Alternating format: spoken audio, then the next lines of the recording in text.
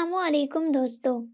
آج ہم آپ کو ایک ایسے شہزادے کا قصہ سنائیں گے جسے قسمت کے چکر نے ایک لٹیرا بنا دیا تھا۔ تو چلیے بغیر کسی دیر کے کہانی شروع کرتے ہیں۔ کئی سو سال پہلے مراکش پر ایک بادشاہ حکومت کرتا تھا۔ نام تھا ابراہیم۔ اس کا ایک ہی بیٹا تھا جس کی پیدائش پر ہی ملکہ کا انتقال ہو گیا تھا۔ بادشاہ کو ملکہ کی موت کا غم تو تھا، لیکن بیٹے کی پیدائش کی خوشی بھی تھی۔ اس نے فوراً اپنے نجومی کو بلایا تاکہ وہ بتائے کہ شہزادے کی قسمت میں کیا لکھا ہے۔ نجومی نے اپنی کتاب کھولی اور علم نجوم کے حساب سے شہزادے کی قسمت کا حال دیکھا۔ جب نجومی حساب کتاب کر رہا تھا تو بادشاہ نے دیکھا کہ اس کے چہرے پر ایک رنگ آتا ہے اور ایک جاتا ہے۔ وہ بار بار کتاب کے صفحے الٹ پلٹ رہا تھا، جیسے اس سے حساب کتاب میں غلطی ہو رہی ہو۔ جب کافی دیر گزر گئی اور وہ کچھ نہ بولا تو بادشاہ کے صبر کی انتہا نہ رہی۔ اس نے پوچھا، جلدی بتائیے، ہمارے بیٹے کی قسمت میں کیا لکھا ہے؟ نجومی نے عرض کیا، بری خبر ہے بادشاہ سلامت، آپ نہ ہی سنیں تو اچھا ہے۔ مگر بادشاہ نے پھر بھی اصرار کیا اور کہا، میں اپنے بیٹے کی قسمت کا حال جان کر رہوں گا، تاکہ اگر وہ کسی مصیبت میں گرفتار ہونے والا ہے تو اسے بچا سکوں۔ کم سے کم یہ تو بتائیے کہ اسے کس چیز سے خطرہ ہے۔ بادشاہ کی بات سن کر نجومی نے کہا، بادشاہ سلامت، اگر آپ جاننا ہی چاہتے ہیں تو سنیے۔ پہلا خطرہ تو یہ ہے کہ آپ کے بیٹے کو شیر کھا جائے گا، اور اگر کسی طرح وہ شیر کے پنجے سے بچ نکلا تو اس کے بعد وہ ہوگا جو میں بتانا نہیں چاہتا، کیونکہ میں یہ منحوس بات اپنے منہ سے نہیں نکال سکتا۔ نجومی کی بات سن کر بادشاہ سخت لہجے میں بولا، شیر کے کھا جانے سے زیادہ منحوس بات کیا ہو سکتی ہے؟ بہرحال آپ بتائیں تو صحیح کہ کیا بات ہے۔ بادشاہ کے پوچھنے پر بھی نجومی خاموش رہا، کیونکہ وہ بتاتے ہوئے ڈر رہا تھا۔ نجومی کے نہ بتانے پر بادشاہ نے پہلے تو اسے ڈرایا دھمکایا، پھر اس کی منتیں کی، جس کا نجومی پر بڑی مشکل سے تھوڑا سا اثر ہوا، اور وہ کچھ دیر بعد گلا صاف کرتے ہوئے بولا، بادشاہ سلامت، مجھے آپ کو بتاتے ہوئے ڈر لگ رہا ہے۔ ڈر کس بات کا؟ بادشاہ نے پوچھا۔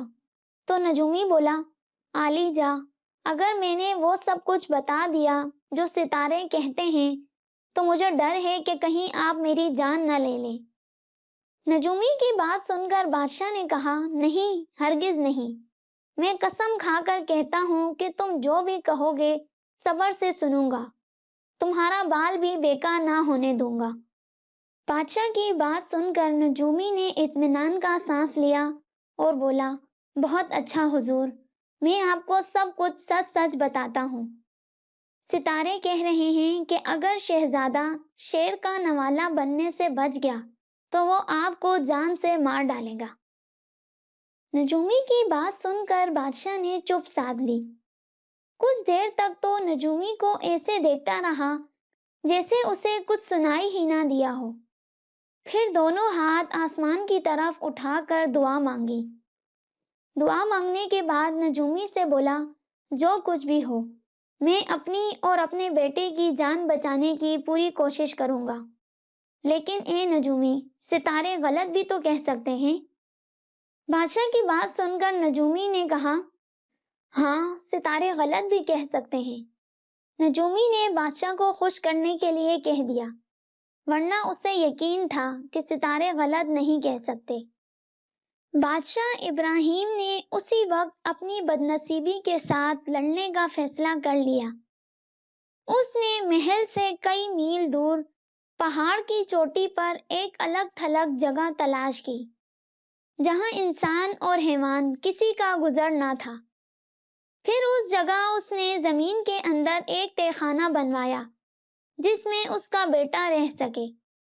اس تہہ خانے کا ایک ہی دروازہ تھا۔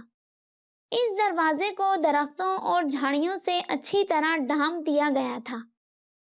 جب تہ خانہ مکمل ہو گیا تو معصوم شہزادے کو اس میں اتار دیا گیا۔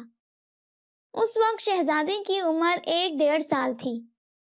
اس کی آیا اس کے ساتھ تھی۔ دونوں اس تہ خانے میں رہنے لگے۔ دن، مہینے اور سال گزر گئے۔ بادشاہ مہینے میں ایک بار اپنے درباریوں کے ہمراہ اس تہ خانے پر آتا۔ دروازے سے نیچے کمرے میں سیڑھی لگا دی جاتی تھی۔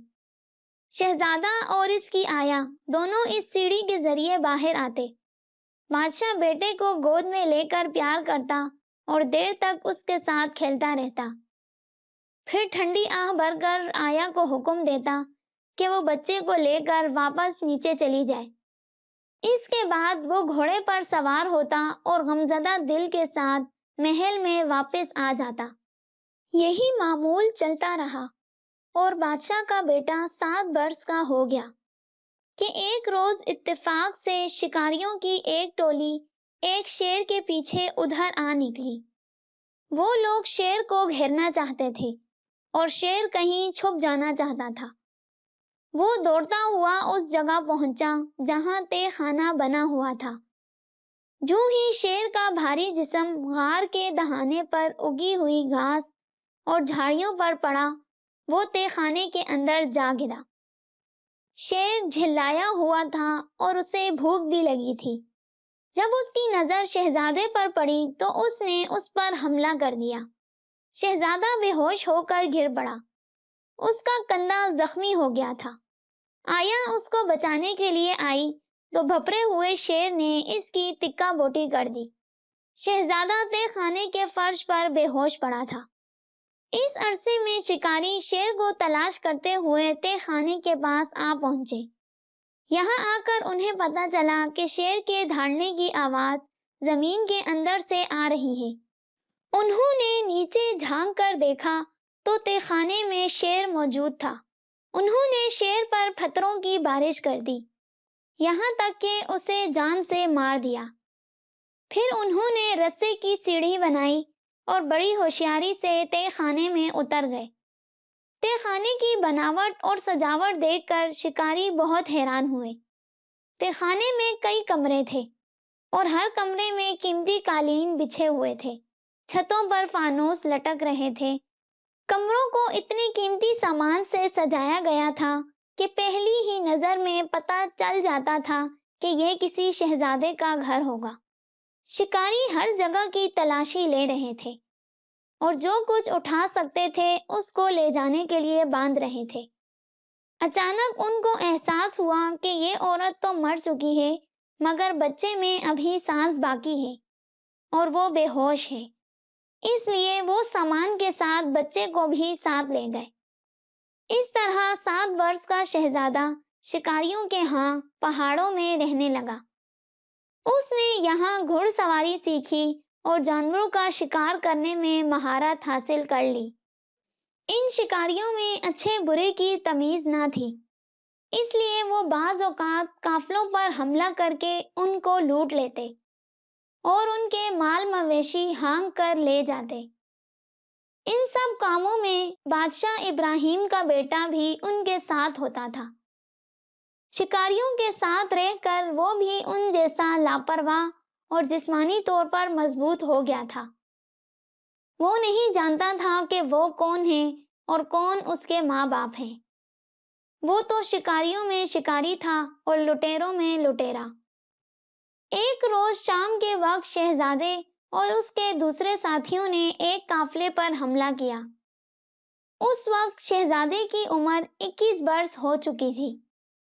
اتفاق سے یہ قافلہ بھی ہتھیاروں سے خوب لیس تھا۔ قافلے والوں نے ڈاکوؤں کا ڈٹ کر مقابلہ کیا۔ خون ریز جنگ ہوئی۔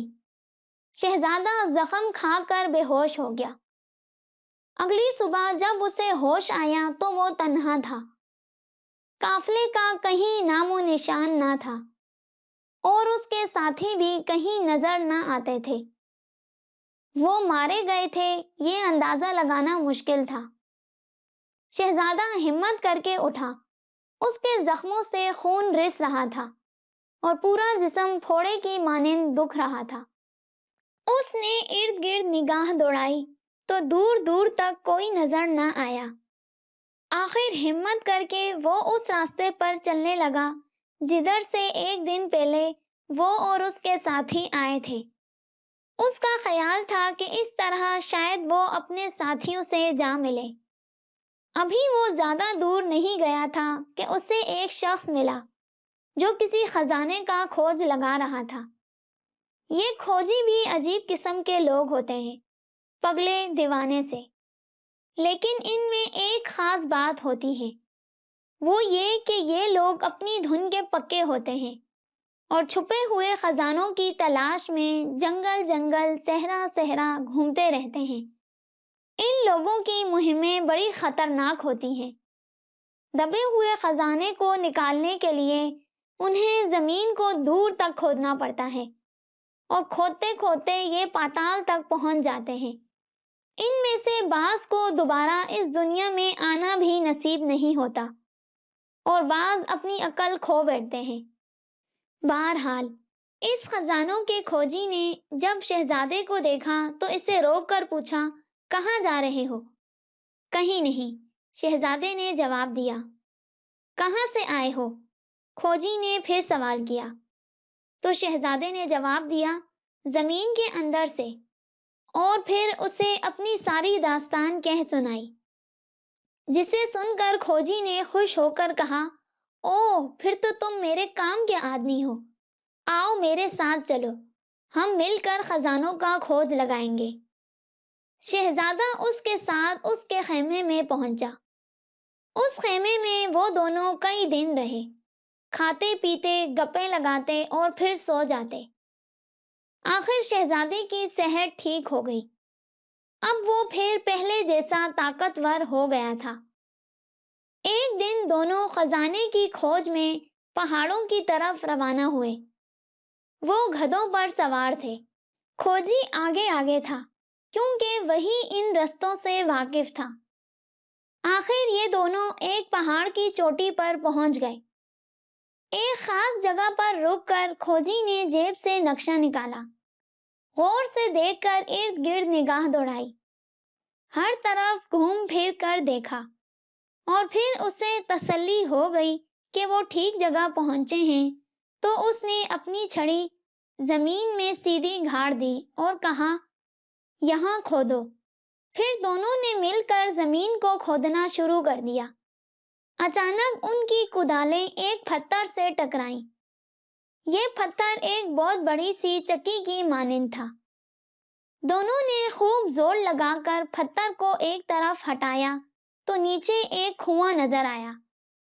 کھوجی نے ایک مضبوط سا رسا شہزادے کی کمر میں کس کر باندھ دیا اور ایک موم بتی جلا کر اس کے ہاتھ میں تھما دی اور کہا، اس کنویں میں اتر جاؤ، میں رسے کو ہولے ہولے ڈھیل دیتا رہوں گا، تم تہ خانے میں پہنچ جاؤ تو آواز دینا، میں ٹوکری لٹکا دوں گا۔ میرا خیال ہے کہ کنویں میں اتنا سونا ہے کہ ہم نے 10-12 ٹوکریاں کھینچ لی تو ساری عمر پھر کسی شے کی ضرورت نہیں رہے گی۔ کھوجی کے کہنے کے مطابق شہزادہ کنویں میں اتر گیا۔ خوف کے مارے اس کا دم نکل رہا تھا۔ موم بتی کو جلائے رکھنا بھی ضروری تھا، ورنہ اندھیرے سے کنویں میں کچھ نظر نہ آتا۔ پیندے پر پاؤں لگتے ہی اس نے خدا کا شکر ادا کیا۔ کنویں میں پانی نہیں تھا، پانی کی جگہ سونا بھرا ہوا تھا۔ شہزادے نے زور سے آواز لگا کر کہا، یہاں سونا ہے۔ اسی وقت اوپر سے رسے میں بندھی ہوئی ٹوکری نیچے آئی۔ شہزادے نے ٹوکری کو سونے سے لبالب بھر دیا تو کھوجی نے ٹوکری اوپر کھینچ لی، پھر دوسری ٹوکری اوپر گئی، پھر تیسری، پھر چوتھی، لیکن 5ویں ٹوکری اوپر جا کر واپس نہیں آئی۔ شہزادہ کچھ دیر انتظار کرتا رہا۔ ہر طرف خاموشی چھائی ہوئی تھی۔ اچانک گڑگڑاہٹ سی ہوئی۔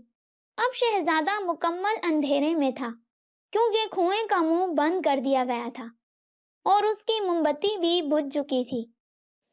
اصل میں کھوجی کی نیت خراب ہو گئی تھی۔ وہ نہیں چاہتا تھا کہ شہزادہ اس کے ساتھ دولت میں حصے دار بنے۔ جو ہی سونا اس کے ہاتھ لگا، اس نے اسے گدھے پر لادا، کنویں پر واپس پتھر رکھا اور خوشی خوشی اپنے گھر کی راہ لی۔ کھوجی کے دھوکہ دینے پر پہلے تو شہزادے کو بے حد دکھ ہوا، مگر پھر اس نے یہ کہہ کر دل کو تسلی دے دی کہ موت اور زندگی خدا کے ہاتھ میں ہے۔ اگر اللہ کو میری زندگی منظور ہے تو وہ مجھے یہاں سے نکالنے کا کوئی نہ کوئی راستہ نکال ہی دے گا۔ یہ سوچ کر شہزادے کا حوصلہ کچھ بڑھا اور وہ آنے والے وقت سے بے فکر ہو گیا۔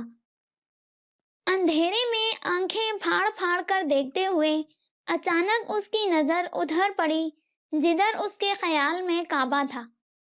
پھر شہزادے نے کعبے کی طرف منہ کر کے ظہر کی نماز ادا کی۔ وہ سجدے میں گرا ہوا دعا کر رہا تھا کہ اسے پانی گرنے کی مدھم سی آواز سنائی دی۔ ایسا معلوم ہوتا تھا جیسے کہیں دور جھرنا گر رہا ہو۔ وہ ٹٹولتا ٹٹولتا اسی سمت چل دیا۔ کنویں میں ایک جانب چٹانوں کے درمیان سے راستہ باہر کو جاتا تھا، مگر یہ راستہ اتنا تنگ تھا کہ آدمی رینگ کر ہی گزر سکتا تھا۔ وہ جوں جوں آگے بڑھا، پانی گرنے کی آواز زیادہ صاف سنائی دینے لگی۔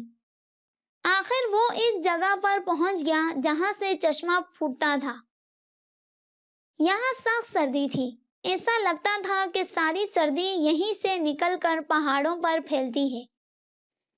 یہاں سے باہر نکلنے کا یہ اتنا خطرناک راستہ دیکھ کر شہزادے نے اپنے آپ کو سمجھایا کہ ٹھیک ہے، اگر اللہ کی یہی مرضی ہے تو بسم اللہ، میں اسی راستے پر چلوں گا۔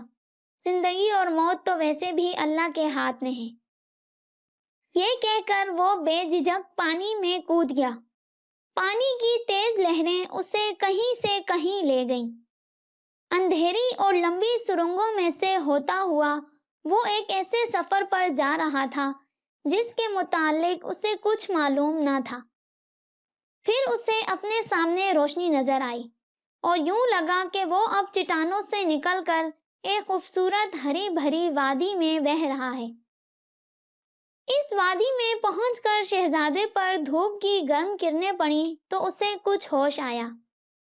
ہمت کر کے وہ دریا کے کنارے کی طرف تیرنے لگا، پھر پتھروں کا سہارا لے کر دریا سے باہر آ گیا۔ کافی دیر تک کنارے پر لیٹا دھوپ تاپتا رہا۔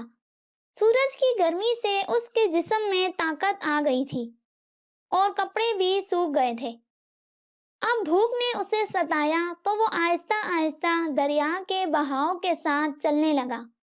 اسے یقین تھا کہ دریا کسی نہ کسی گاؤں یا شہر کے پاس سے گزرتا ہوگا، کیونکہ عام طور پر بستیاں دریاؤں کے کنارے ہی آباد کی جاتی ہیں۔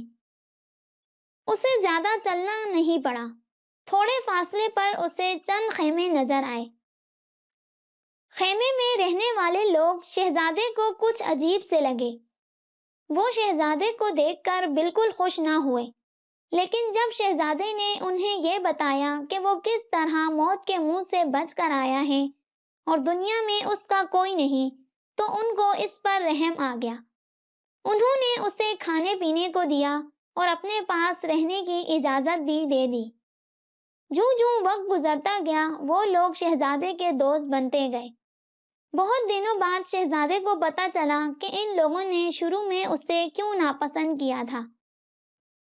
دراصل یہ لوگ قزاق تھے، یعنی کہ ڈاکو تھے، اور قافلوں کو لوٹ کر اپنا اور اپنے بیوی بچوں کا پیٹ پالتے تھے۔ وہ شہر سے باہر گھات لگائے بیٹھے رہتے۔ جو ہی کوئی قافلہ شہر میں داخل ہوتا یا باہر نکلتا اسے لوٹ لیتے۔ جس شہر میں وہ ابھی موجود تھے، یہ شہر ابراہیم بادشاہ کی سلطنت ہی میں تھا۔ شہزادے کو ان قزاقوں کی زندگی بے حد پسند آ گئی۔ وہ جلد ہی ان میں گھل مل گیا اور خود کو یہ کہہ کر تسلی دے دی کہ میری قسمت میں یہی لکھا تھا کہ میں ان کے ساتھ رہوں۔ اس طرح کئی مہینے گزر گئے۔ پھر اس شہر کے لوگوں نے بادشاہ سے درخواست کی کہ ہمیں قزاقوں کی لوٹ کھسوٹ سے بچایا جائے۔ لٹیروں کے ہاتھوں ان کی جان ہر وقت خطرے میں ہے۔ شاید ہی کوئی قافلہ ہوگا جو بغیر لٹے پٹے شہر میں داخل ہوا ہو۔ سوداگروں نے کاروبار کرنا ہی چھوڑ دیا ہے۔ بازار خالی پڑے ہیں۔ کھانے کی چیزوں کی قیمتیں بڑھ گئی ہیں اور غریبوں کی حالت بہت خراب ہے۔ بادشاہ ابراہیم کو جب یہ خبر ملی تو اس نے ڈاکوؤں سے نمٹنے کا فیصلہ کیا اور ایک فوجی دستہ لے کر اپنے شہر سے روانہ ہو گیا۔ تقریباً 20 میل کا سفر طے کرنے کے بعد فوج ڈاکوؤں کے سر پر جا پہنچی اور اس نے ان پر اچانک حملہ کر دیا۔ دونوں طرف کے آدمی بہادری سے لڑے، لیکن ڈاکو چونکہ تعداد میں کم تھے اس لیے شاہی فوج کا پلہ بھاری رہا۔ شام ہونے تک ڈاکوؤں کے بہت سے ساتھی یا تو مارے گئے یا قیدی بنا لیے گئے۔ شہزادے کو اس جنگ میں بڑا لطف آ رہا تھا اور وہ بڑی بے جگری سے لڑ رہا تھا۔ جب اس نے دیکھا کہ اس کے ساتھی کٹ کٹ کر گر رہے ہیں تو وہ چند ساتھیوں کو لے کر پیچھے ہٹ گیا اور شاہی فوج پر تیر برسانے لگا۔ اس کا ایک تیر سیدھا بادشاہ کے سینے میں جا لگا۔ شاہی فوج جیت چکی تھی، اس لیے بادشاہ نے زخم کی پرواہ نہ کی اور شہر واپس آ گیا۔ وہ بڑی مشکل سے گھوڑے سے اترا۔ ڈاکٹروں کو بلایا گیا، مگر سینے کا زخم اتنا گہرا تھا کہ بادشاہ کی زندگی کی کوئی امید نہ رہی۔ اسی حالت میں کئی دن گزر گئے۔ آخر کار ڈاکٹروں نے بتایا کہ بادشاہ کا آخری وقت آ گیا ہے، وہ اسے نہیں بچا سکتے۔ اس موقع پر بادشاہ نے اپنے نجومی کو بلایا اور کہا، کئی برس گزر گئے، تم نے بتایا تھا کہ اگر میرا بیٹا شیر کا لقمہ نہ بنا تو وہ مجھے مار ڈالے گا۔ بادشاہ کی بات سن کر نجومی نے جواب دیا، جی ہاں عالی جاں، میں نے یہی کہا تھا۔ اب بادشاہ بولا، اور تم کو یہ بھی یاد ہوگا کہ جب ہم نے اس تہہ خانے کی تلاشی لی تھی جس میں شہزادے کو رکھا گیا تھا تو وہاں آیا اور شیر کی لاشوں کے سوا کچھ نہ ملا تھا۔ جی مجھے یاد ہے، نجومی نے سوچتے ہوئے جواب دیا۔ بادشاہ نے کہا، تو پھر اے نجومی، میرے بیٹے کو کسی معجزے نے شیر کے پنجے سے بچا لیا تھا تو یہ نوجوان وہی ہونا چاہیے، کیونکہ میری موت تو اسی کے ہاتھوں لکھی ہے، مگر میں اس وقت ایک ڈاکو کے تیر سے مر رہا ہوں، کیا یہ ممکن ہے؟ بادشاہ کی بات سن کر نجومی نے کہا، حضور، اگر آپ کا بیٹا زندہ ہے تو وہ ڈاکوؤں کے اسی گروہ میں شامل ہوگا۔ بادشاہ نے جب یہ سنا تو حکم دیا کہ قیدیوں کو اس کے سامنے لایا جائے۔ جب وہ آ گئے تو بادشاہ نے ان سے پوچھا، تم میں سے کس کے تیر سے میں زخمی ہوا ہوں؟ ایک ڈاکو آگے بڑھا اور ایک نوجوان کی طرف اشارہ کرتے ہوئے بولا، اے بادشاہ، آپ اس نوجوان کے تیر سے زخمی ہوئے ہیں۔ یہ نوجوان چند مہینے پہلے ہی ہمارے گروہ میں شامل ہوا تھا۔ ہم میں سے کوئی بھی اس کے بارے میں نہیں جانتا کہ یہ کون ہے اور کہاں سے آیا ہے۔ ڈاکو کی بات سن کر بادشاہ نے اس نوجوان سے پوچھا، تمہارا نام کیا ہے اور تم کہاں کے رہنے والے ہو؟ تو وہ بولا، مجھے ابن ابراہیم یعنی ابراہیم کا بیٹا کہتے ہیں، یہی میرا نام ہے، اس کے سوا میں اور کچھ نہیں جانتا۔ مجھے نہیں معلوم میرا باپ کون تھا، بس اتنا یاد ہے کہ جب میں بچہ تھا تو ایک تہہ خانے میں رہتا تھا، میری ساتھ میری آیا تھی، وہ مجھے ابن ابراہیم کہہ کر بلاتی تھی۔ پھر ایک دن وہاں ایک شیر آیا اور اس نے ہم دونوں پر حملہ کر دیا، میری آیا مر گئی اور میں زخمی ہو گیا۔ پھر شہزادے نے بادشاہ کو بتایا کہ کس طرح شکاریوں نے اس کی پرورش کی، وہ زخمی ہوا تو کس طرح خزانوں کے کھوجی نے اس کی دیکھ بھال کی، اسے کنویں میں اتارا اور پھر سارا سونا لے کر رفو چکر ہو گیا۔ اس کے بعد کنویں میں کس طرح اسے چشمے کا پتہ چلا اور وہ کنویں سے نکلنے میں کامیاب ہو گیا، اور پھر وہ قزاقوں کے گروہ میں شامل ہو کر قافلوں کو لوٹنے لگا۔ ساری کہانی سنا کر شہزادے نے بادشاہ سے درخواست کی، بادشاہ سلامت، میرے ساتھیوں کو آزاد کر دیجیے۔ آپ میرے تیر سے زخمی ہوئے ہیں، ان کا کوئی قصور نہیں۔ شہزادے سے ساری تفصیل جان لینے کے بعد بادشاہ نے کہا، یہی میرا بیٹا ہے، اور پھر باقی قیدیوں کے بارے میں حکم دیا کہ اگر یہ قسم کھائیں کہ آئندہ لوٹ مار نہیں کریں گے تو انہیں آزاد کر دیا جائے۔ اس کے بعد بادشاہ نے اپنے وزیروں کو بلایا اور کہا، اللہ جو قسمت میں لکھ دیتا ہے وہ پورا ہو کر رہتا ہے، اس لیے میری اتنی کوشش کرنے کے باوجود بھی میری بیٹی کی قسمت نے جو لکھا تھا وہ ہو کر رہا۔ بہرحال اب میرے تخت و تاج کا مالک میرا بیٹا ہے۔ یہ کہہ کر اس نے پاس کھڑے حیران و پریشان شہزادے کو گلے لگایا اور اپنا تاج اتار کر اس کے سر پر رکھ دیا، پھر ایسے لیٹ گیا جیسے بہت تھک گیا ہو۔ اس کے چہرے پر اپنے بیٹے کے مل جانے پر عجیب پرمسرت مسکراہٹ تھی۔ اس سے پہلے کہ شہزادہ باپ سے کچھ کہتا، بادشاہ ہمیشہ کی نیند سو گیا۔ دوستو، آپ کو یہ دلچسپ کہانی کیسی لگی؟ کامنٹ سیکشن میں ضرور بتائیے گا۔ ملتے ہیں نیکسٹ ویڈیو میں، تب تک کے لیے اللہ حافظ۔